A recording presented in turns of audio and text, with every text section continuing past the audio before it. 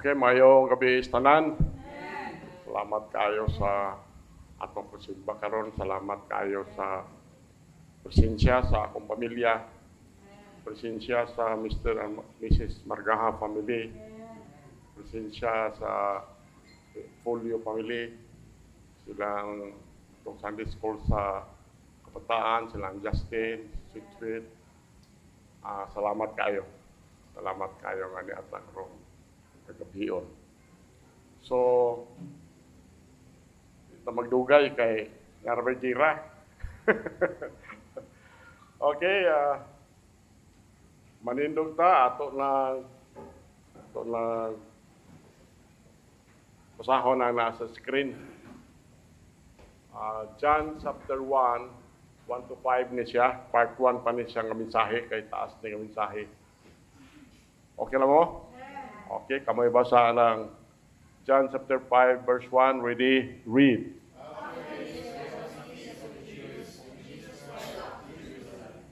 Verse 2 go.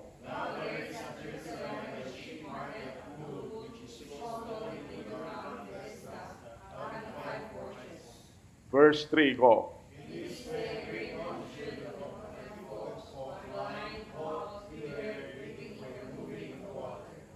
Verse 5 go.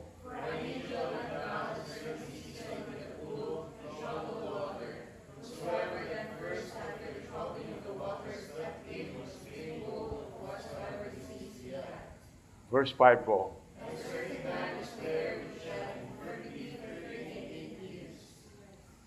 Apo ta, mahal na mo langit nun, buhi na mo nga Diyos. Salamat kay Ginoo nga sa matag usa nga niya karon imong gidala dinhi sa pagpasimba Lord. Salamat kayo ikaw nagatubag sa among mga pangaliw po Amahan. Salamat kay Ginoo sa imong pulong ug salamat Amahan sa tanan nga imong nahimo kanamo dinhi adlaw gitagaan nimo ang matag usag safe driving, safety sa ilahang pagnakaw-lakaw, gitagaan nimo sila wisdom sa ilang trabaho. Salamat kay Amahan. Dios nga langit nun, salamat usab Ginoo nga ikaw nagahatag namo sa imong pulong. Salamat kayo among ipasalamatan ikaw Amahan. Labaw tanan sa imong pagkalaping gamahanan Dios. Dios nga langit nun ining kagabihon tagay isusulti kini imong ulipon wala ni kahibalo Amahan. Among ipangamoyo kanimo Ginoo nga ikaw gyud magpatiliwala samtang kami maghisgot sa imong balaan nga pulong. Kini among pag-ampo pangaliw po kanimo Amahan, gisalig namo ang tanan Jesus Christ. Among bugtong personal nga nagluwas. Amen. Okay?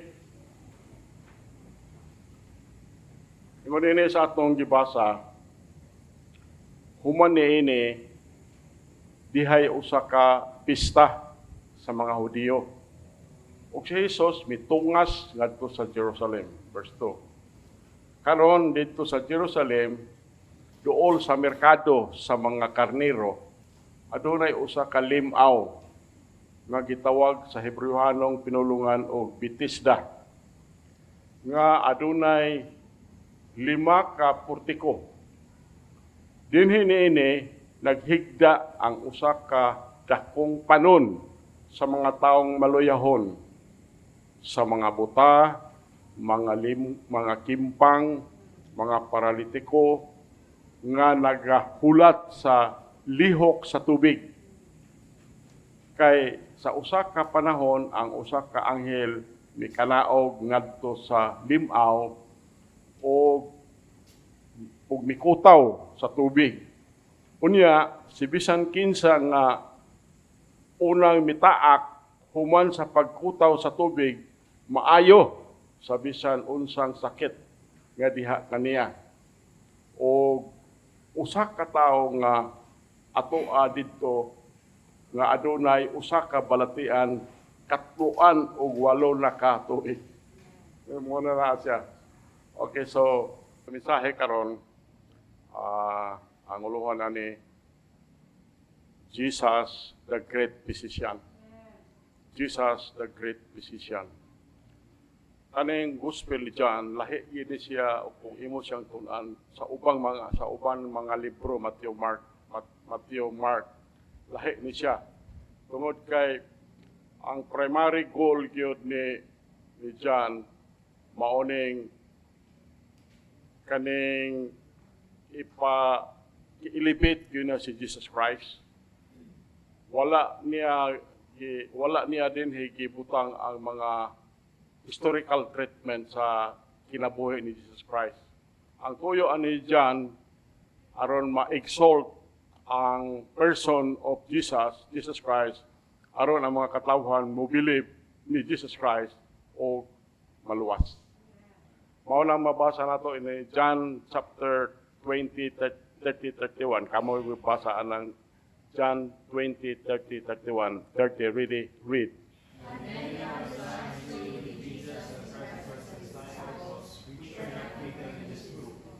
Verse 31 go.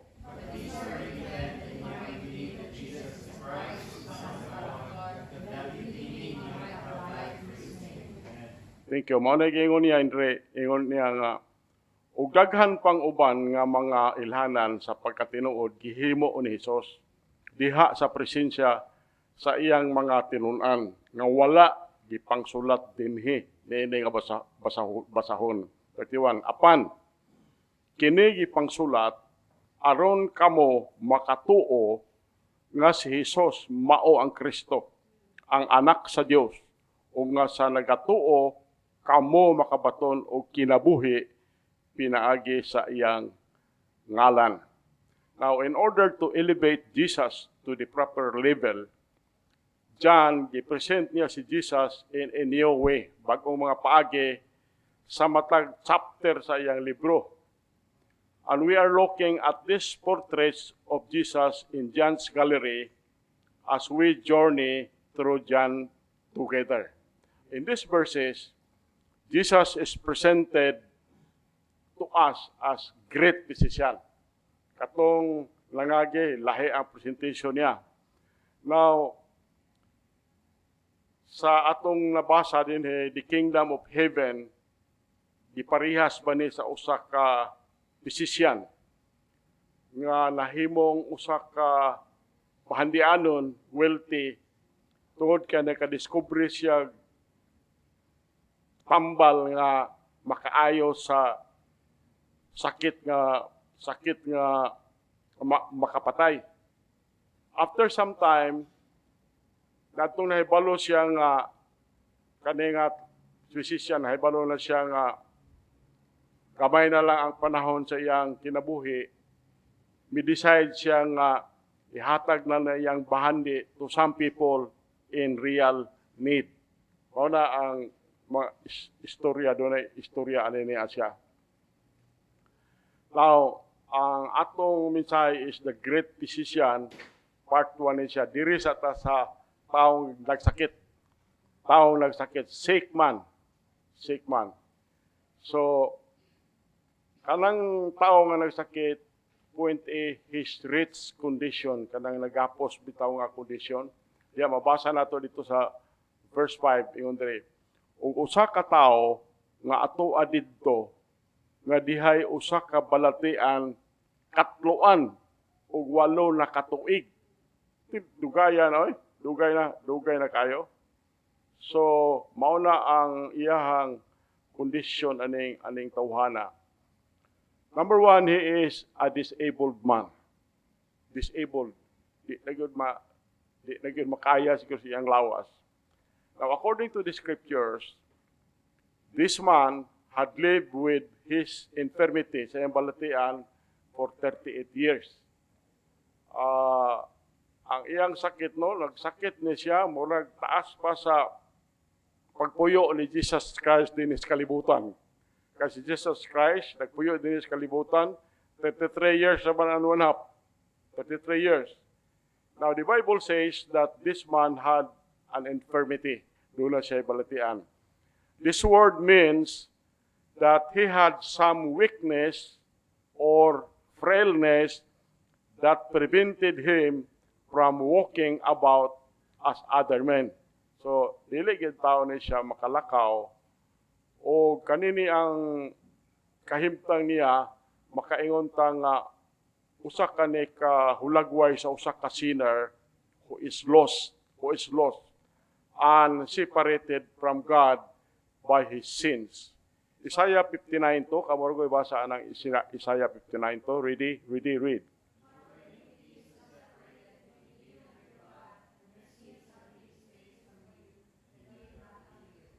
Romans 33, ingon diri, for all have sinned and come short of the glory of God. So, regardless of what he tries, kading mga sinner, the sinner is still lost and unable to walk in the ways of the Lord.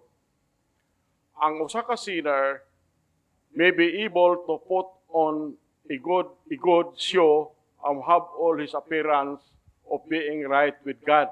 Na ato pud ning maobserbahan sila ingon ani nga murag makita nato sila sa gawas maayo kayo sila dayon ang ilang mga dagway murag makaingon ta nga murag okay ra ni sila diha si Ginoo. But the fact remains nga ang Ginoo nahibalo sa kasing-kasing sa usa ka tawo. Labi na sa makasasala, nahibalo siya.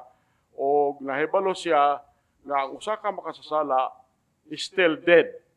Hantod nga matagamtam niya ang kinabuhi nga makita lang diha ni Ginoong Hesukristo. Basahon nato diri sa babasa nato diri sa sulat ni Paul.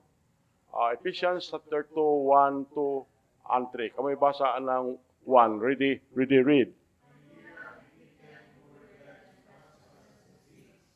Verse 2 go.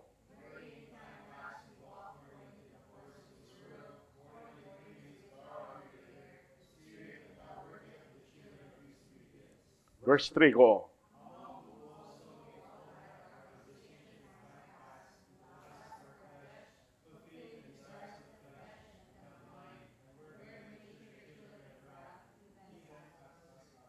Thank you. Mao ni ang atong kahimtang ingon diri ug kamo iyang gibuhi kinsa kaniadto mga patay diha sa mga kalapasan ug mga sala. Diini sa miagi nga panahon kamo naglakaw sumala sa paagi sa pagkinabuhi niini nga kalibutan. Sumala sa prinsipe sa gahom sa kahanginan ang espiritu nga karon nagabuhat diha sa mga anak sa pagkamasinupakon. Verse 3, diha sa kangkinsa, usab kita nga tanan, nagbaton sa atong pagkinabuhi sa miagi nga mga panahon, diha sa mga pangibog sa atong unod, nga nagatuman sa mga tinguha sa unod ug sa hunahuna, ug sa kinaiyahan, mga anak sa kapungot, bisan sama sa uban. So, ang kahimtang sa usa ka makasasala ingon ana pero kita na save ta pinaagi sa ni Jesus Christ. Now many lost people, daghan kay mga tao nga dili saved, nagtuo sila feel that their lives are going along well and they need nothing. Una ilang pagtuo. Mga tao nga dili saved, gibati sila nga ilang kinabuhi, maayo ra ang lakat, wala sila kinahanglag unsa pang butanga.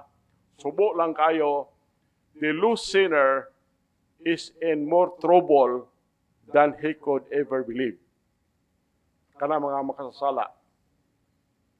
Abi nimo kung magkinabuhi ka, kung nagkinabuhi ta nga walay Ginoo, usa na pod siya kabutang. To live your life without God is one thing. After all, we never really miss something you never have.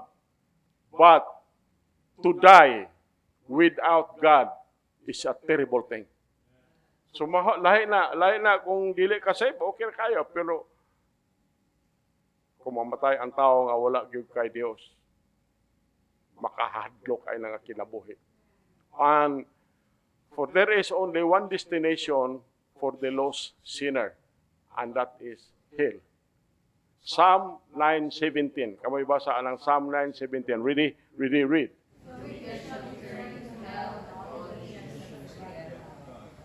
Verse 2 Thessalonians 1, 8 and 9. Verse 8, really read.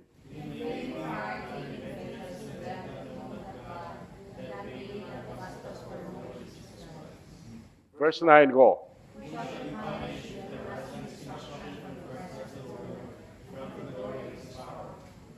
So mauna ang adtuan sa usa ka taong lost. Ang dautan itugyan ngadto sa impierno ug ang tanang nasod nga nalimot sa Dios. Diha sa nagadilaab nga kalayo Thessalonians nga magapanimalos nga kanila nga wala makaila sa Dios ug nga wala magtuman sa maayong balita sa atong Ginoong Kristo. 9. Kinsa pagkasilutan pinaagi sa walay katapusan nga kalaglagan gikan sa presensya sa Ginoo o gikan sa himaya sa iyang gahom. So, number 2, he is a desperate man. Katong tawhana, usa ka tawo nga way murag maingno na tong wala na paglaom ba. He is a desperate man, katong sick man.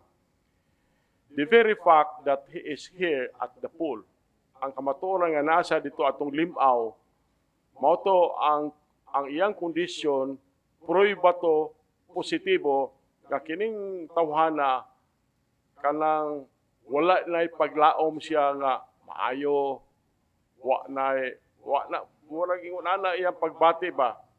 Imagine kung imong imagineon siya yahang magdahik na lang siya with his broken body paingon dito sa pool, paingon dito atong limaw. Subo kayo nga there are too few sinners who are desperate about their spiritual condition. Masubo po nga doon na biya po yung mga pipila ka mga makasasala nga atong masabtan nga wa po'y paglaom bahin sa ilang spiritual condition. Kadaghanan nagkinabuhi sila, nabuhi sila sa ilang kinabuhi as if they will go on indefinitely. Murag mauna ang ilahang kinabuhi nga way tino ba nga pag kinabuhi. Ang kamatuoran ana, life is nothing more than a brief pause. Ang kinabuhi, bubo ra gyud na kaayo. Between two very long eternities. This life is simply a time of preparation. Ang atong kinabuhi karon, time ni nga nagpreparar ta. So, tungod kay one day it will end and then it will be too late to do anything about our lost condition. So mauna ang mabalakag unta ang tao ba. So ang kining atong kinabuhi karon mao ni ang time sa preparation. Ang taong mamatay dili na pwede ampuan pangadjian kay aron makagawas purgatorio. Wala na siya. Ang preparation karon nato sa atong kinabuhing walay katapusan mao ni karon. One day it will end and then it will be too late to do anything about your lost condition. Wala na. Kung mamatay ka nga dili save, wala na condition. Wala na chance. So, kung maayo unta nga ang tao, guilty siya ba nga mag-presume siya sa iyang adtuan tomorrow. So, kay mo abot ang panahon nga mawala na kay panahon sa paghinulsol, pagdawat ni Jesus Christ, then wala na po kay chance ang imong kinabuhi. Mo na ang gisulti ni James. James chapter 4:14. Kamoy basa na. Ready, read.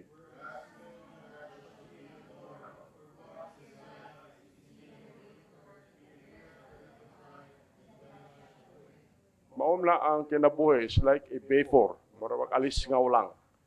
Psalm 27:1 ingon dere is Psalm of David, the Lord is my light and my salvation. Whom shall I fear? The Lord is the strength of my life. Of whom shall I be afraid? So, ako biya, kumbinsido biya ako nga dunay mga pipila ka mga tao nga genuinely desire to go, who genuinely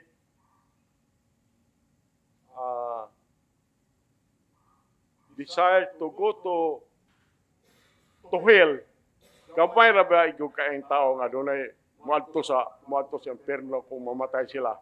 Ang kadaghanan ana, most if not all, humans want the assurance that they will be in heaven when their time down here ends. Sabi ni mo, maluoy bitaw taan ng uban bitaw nga laing denomination ba, dahil namatay ilang ginikanan sa happy birthday sa atong ginikanan nga tuwa sa langit. Problema og tuwa yung kaan sa langit. Naa ba kay nagtuom gyud mao gyud ang pagtuo nga madto sila sa langit kay ang kaluwas nila pinaagi rin sa pagpamembro sa simbahan. Kung membro ka ng simbahan na mamatay ka, save ka. Wala kabalo nga ang kaluwasan pinaagi lang ni Jesus Christ. Kana gud unta ilang mahibal-an ba. So there is only one way to accomplish this. Ang kaluwasan. We must come, a person must come to Jesus Christ and receive Him as Savior. Kaya ingon dito sa Acts chapter 4 verse 12, ingon din, neither is there any salvation in any other, for there is none other name under heaven given among men whereby we must be saved. So John 14:6, of Jesus Christ, Jesus said unto him, I am the way, the truth, and the life. No man cometh unto the Father but by me.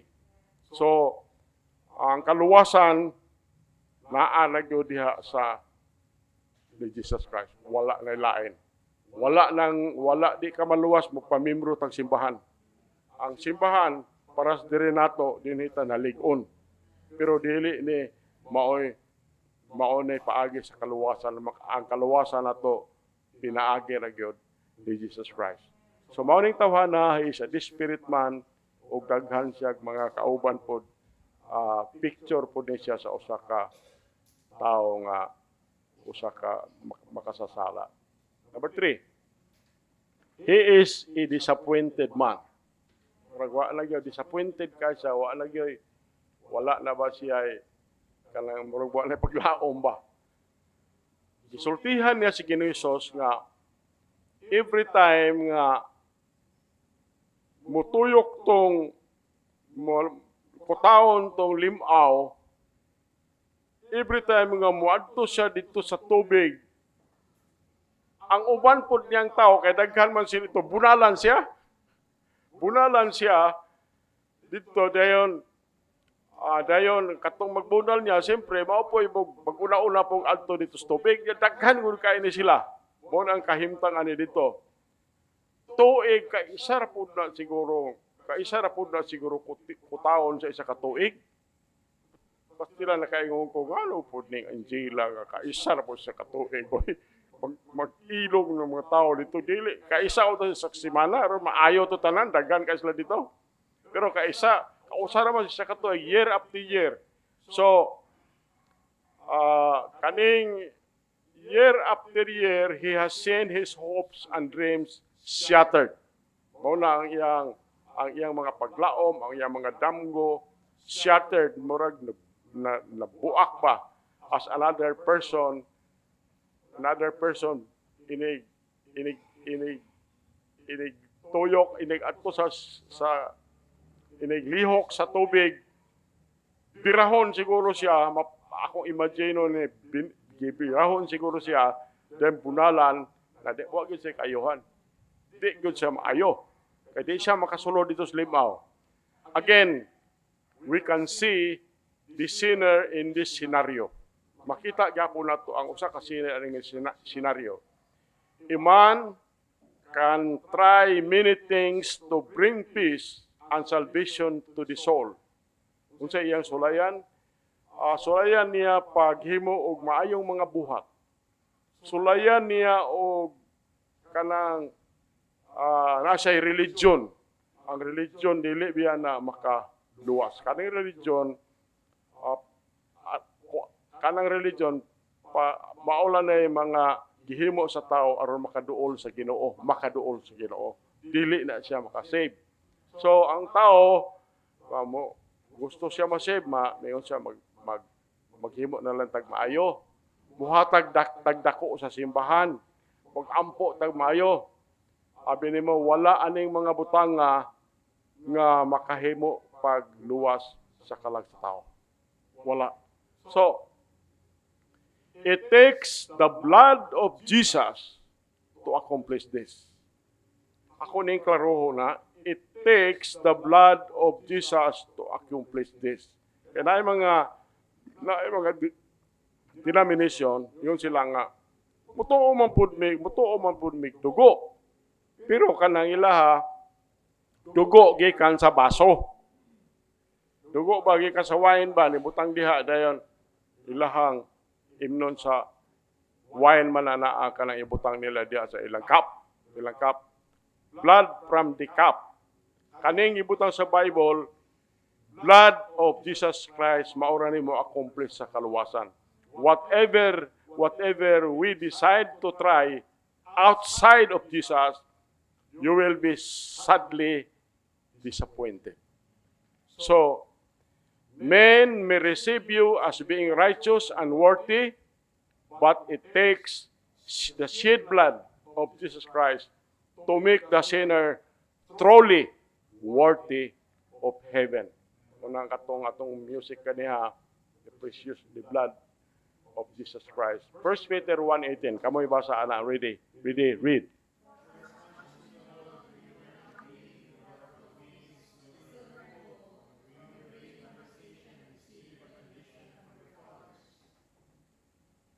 Nabasa ninyong 19 na to? Verse 19, read.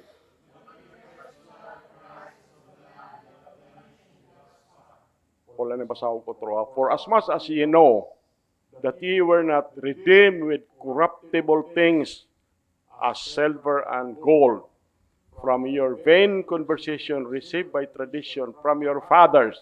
19, yung Pedro. But with the precious blood of Christ, as of a lamb without blemish and without spot. Muna na ang kaluwasan sa kinabuhi sa tao.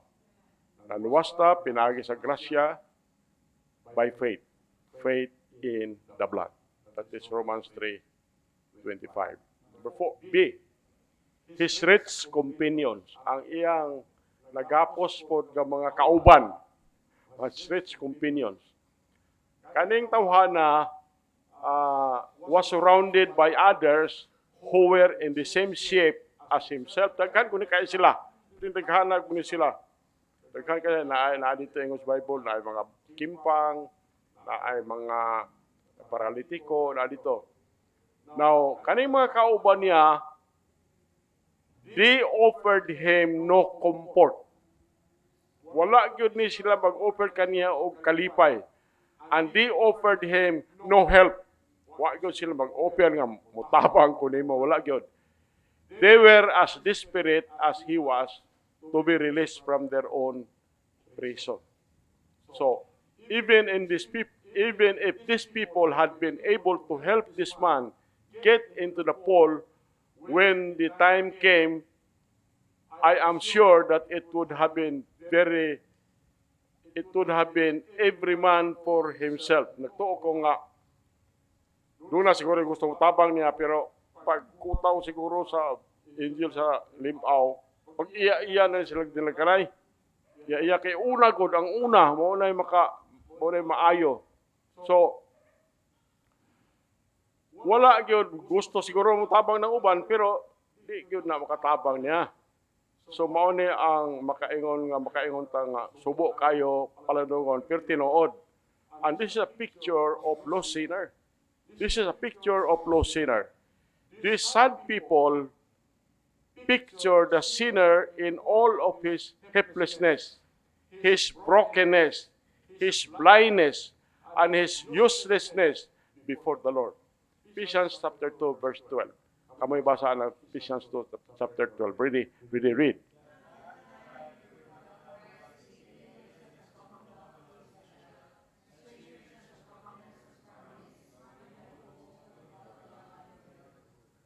So, kaning tawhana, he is surrounded by others who are in the same boat. Parehas niya o parehas rapod niya kahimtang.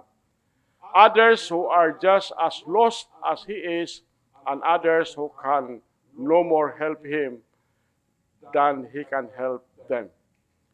But as they say, na may gisulti, yabi ito gisulti, alang madunggan na to sa uban ba. Misery loves company. Misery loves company. Often, sinners will surround themselves with others who are as bad, as often who are worse than they themselves are. And this is a vain attempt to justify their condition. Hindi lang sa taong masakiton. Then, mo na yung last slide na to. Thank you and good evening. Lindong tama kang puta. Mahala mo langit nun, buhay na mga Diyos. Salamat kayo sa maong nga mensahe, Lord. Salamat kayo sa gallery nga gipakita ni John namo about Jesus Christ. Amahan, among pasalamatan ikaw ni Ines. Salamat sa imong pulong. O salamat sa imong pagpadaya, Ginoo, sa kinabuhi sa usa ka makasasala, aman. Ang usa ka makasasala, ang iyang kaluwasan lang, Ginoo. Naluwas sila pinagi sa grasya sa pagtuo diha sa dugo ni Jesus Christ. Amahan, among ipangamoyo nga nining kagabihion, ikiling imong igdulungog, Lord, alang sa among mga request sa among request sa among gusto nga matuman sa among kinabuhi, amahan. Kinahanglan pagampo, pangaliw po kanimo, gisalig na mo ang tanan ni Jesus Christ, among buktong personal nga manluwas. Amen. Okay, lingkod ta.